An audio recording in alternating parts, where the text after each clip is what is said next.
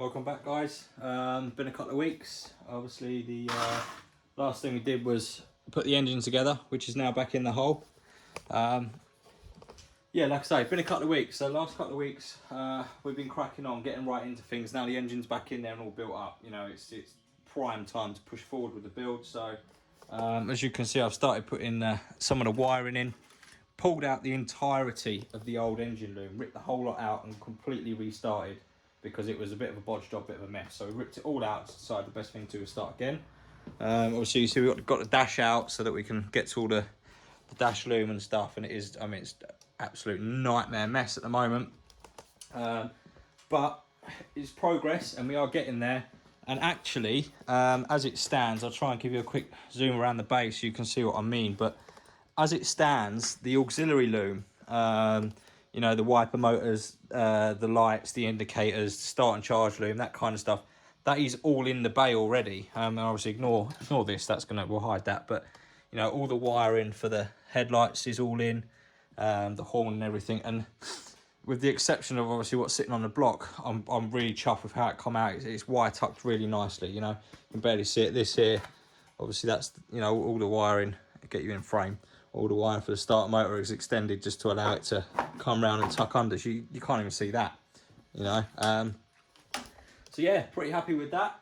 As you would have seen from the title of this video, we are moving forward with the exhaust manifold and turbo setup tonight. So I have got here a big box of bits and pieces. I've got loads of Schedule 10 45s, some weld elbows. I've got a couple of bits of this here Schedule 10 pipe that I've already pre-cut. Did this the other night. That's for going to form our merge collector. Got 4 of those. I'll show you that properly in a minute.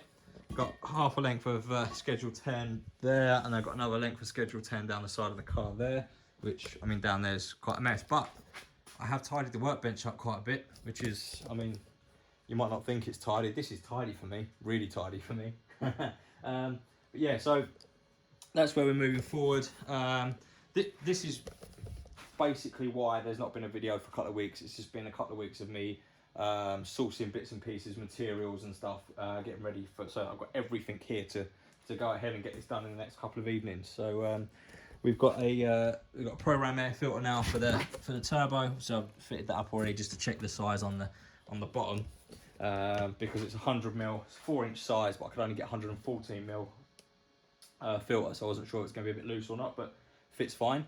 So I got that fitted up. Obviously we need that, and this is going to be the first part of our hood exit. I need that and that together with the filter, so that we can work out the position in here of the whole turbo intake filter exhaust assembly thingamabob before we can work out how we're going to run our manifold. So pretty much that's all our raw material in those boxes. The first thing I do need to do before I move on with anything else, I am reusing the flange off of this this exhaust, which is a bit, do you know what, I probably could have gone and brought another one, but I've got this one, and I'm just gonna, so basically I'm gonna cut this off, cut the flange off with the recip saw all the way down, and these holes measure up quite small. These are only 44mm holes, and our Schedule 10 is 48mm OD. So you can see, obviously, there's quite a lot of leeway there. So what I'm going to do is I'm going to cut the back of that down, bolt the flange to a piece of timber, bit 2x4, and then I'm just going to run the 44mm saw through each hole to open it out and clean them up. And then we'll give it a quick whiz over with the wire flat wheel, which is here somewhere. I'm not sure it is, but we'll find that. Give it a whiz over, clean it all up, and we should be good to go. So that's what I'm going to crack on with first. So let's get on with it.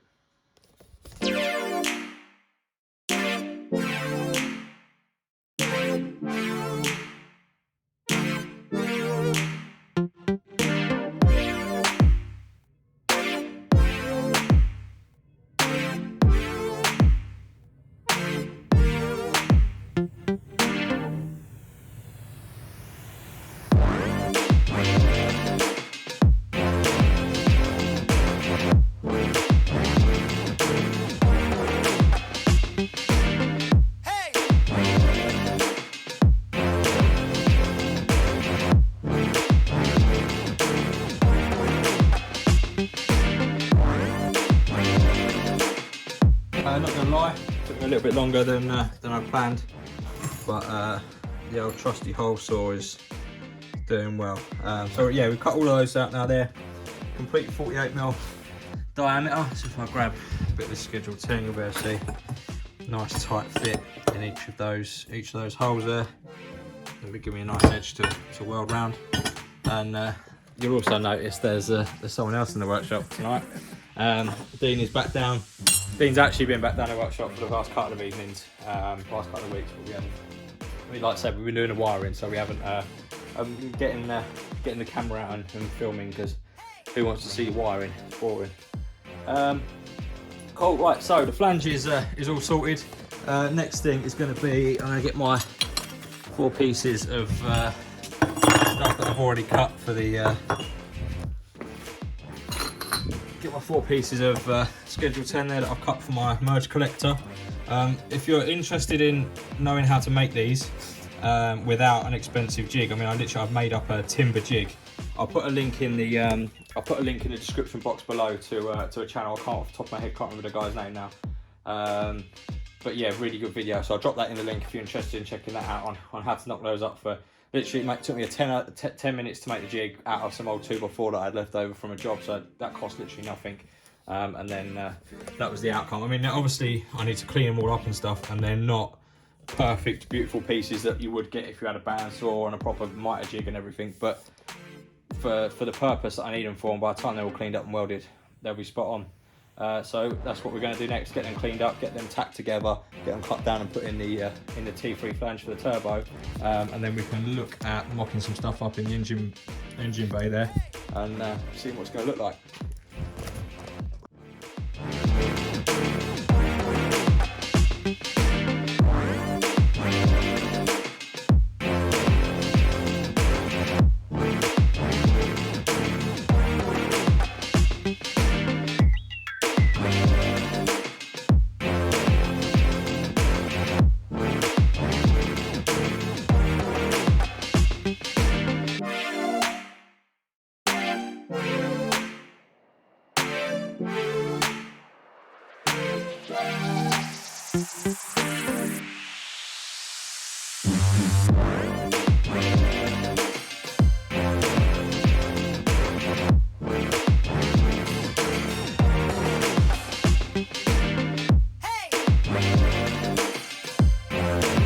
Okay, so camera was on the bipod and I forgot to press play, record even, and basically, yeah, so I didn't record most of this, but we have our merge collector tacked together. Actually not too bad in all seriousness. I mean, you can see there's some gaps in there, but that's nothing you can't overget with a bearing in mind we're MIG welding this, not TIG. So you're going to get a slightly bigger pool anyway, so I'm fairly happy with that. And then it fits quite nicely on the underside. Obviously, once it's all welded up around the outside, we can just port those small bits on the inside that you can see are overlapping there. But all in all, fairly happy with that. It's now getting quite late, so what I want to do next is I'm going to quickly pop the turbo out, and we're going to cut down this piece of 3-inch, because it's about, what's it now, 10 o'clock? It's about 10 o'clock at night, so I want to get this cut down so most of the noisy grinding and stuff's done before it's too late, and get this all mounted up onto the V-band, because then that will give us the ability to, sorry, let me turn the camera around. That'll give us the ability then to get all the turbo and everything mounted up in there and see where our spacing are, and then we're probably going to end up calling it a night for tonight, and then we'll crack on with the manifold next week. But obviously you guys will see that as continuation, so yeah, let's crack on. 72 hours later. Okay, a few days later from the last clip you just saw, but we have now got turbo in the bay. As you can see, I've got it propped in there with a couple of bits of cardboard and some flat back blocks and stuff, so that it's holding it in position. That's pretty much more or less where it's going to be. This housing can be clocked around a bit to be adjusted to be exactly where it needs to be. But the plan is to put a 135-degree coupler on there, which will bring us back at an angle that we can try and get off down there. And obviously exhaust is where the exhaust is going to be. And you can see we've got at the front here, I've had the radiator in, but I've now taken it back out again. we've started to sort of weld up where that's all going to come into the merge collector. It's a little bit sort of finicky around that bottom edge there, but it will eventually all line up and it'll miss the gearbox and stuff. So I'm gonna pop you up there, something like that, on a time lapse. And tonight, hopefully, I'm gonna get most of this all ran out and tacked up and everything, and potentially I'll even start welding. So yeah, let's crack on.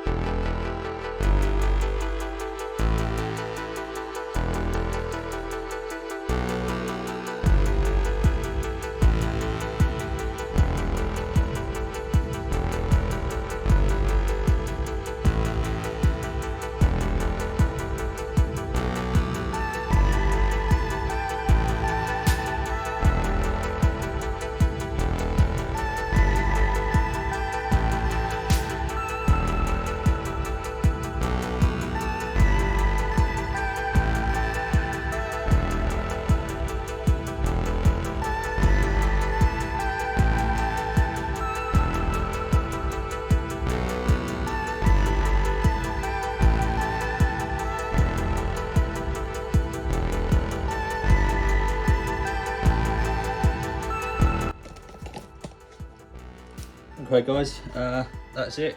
It's fully tacked in. As you can see, we're all good to go on the tacking front. Wasn't until my last very 2 tacks that I thought it wasn't tacking quite right, and I jacked the welder settings up just a bit to the next notch, and it's now tacking absolutely perfect. So it's Sod's Law in it. The last 3 tacks I did are better than all the others, but I'm not overly worried about that because we're gonna be grinding some of the tacks back to weld across after anyway. So basically, yeah, the idea now is we're just gonna whip that out, get it on a bench, and away we go. So yeah, let's get it out there and get it on a bench and get welding.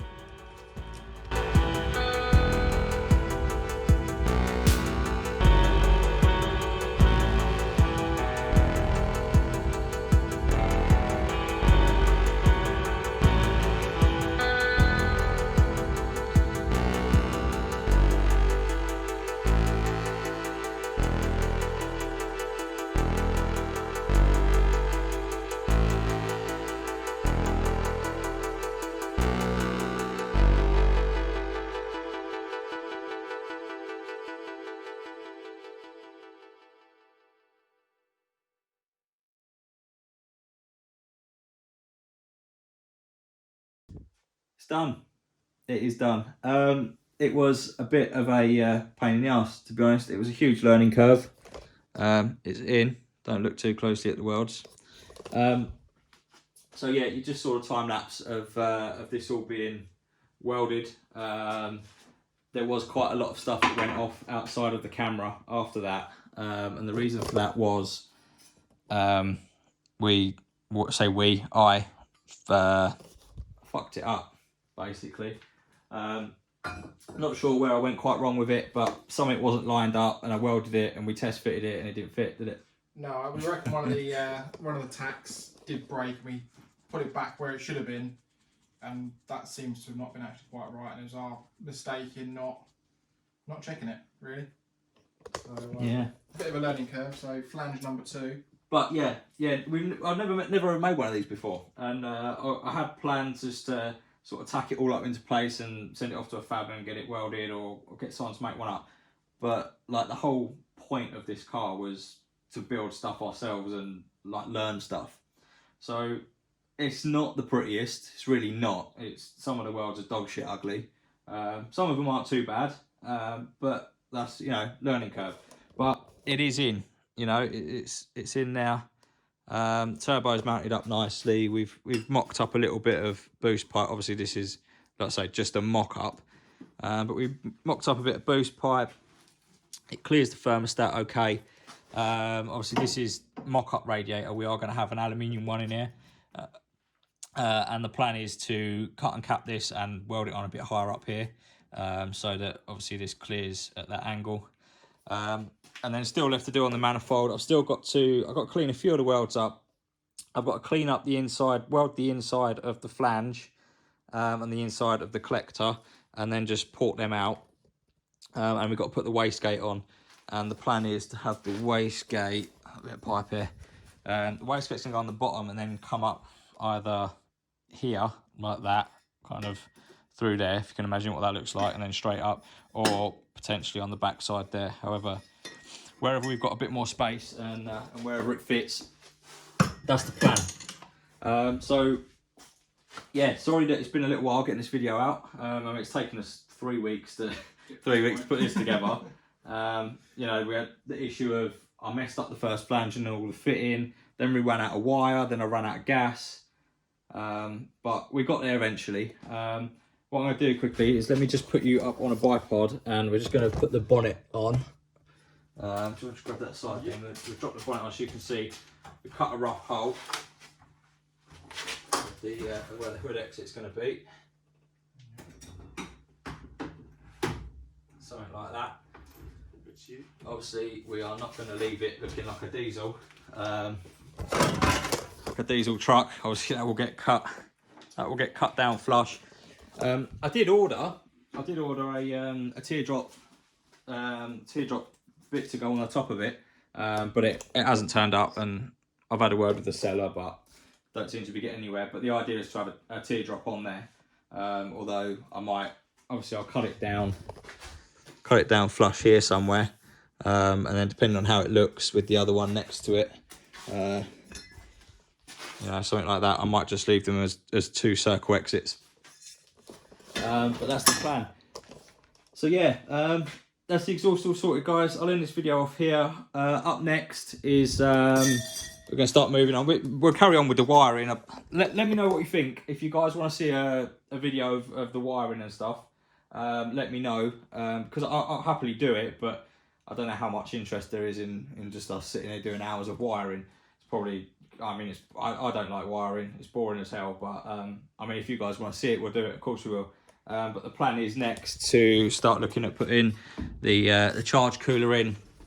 We have got, I don't know how well you'll be able to see it, but I have got a little 10.5 litre fuel tank in the back there, little Chinese special. That I'm going to use as that's going to be the reservoir and the ice tank, and then obviously the pump and everything's going to go on there. So that's what we're going to start moving forward with.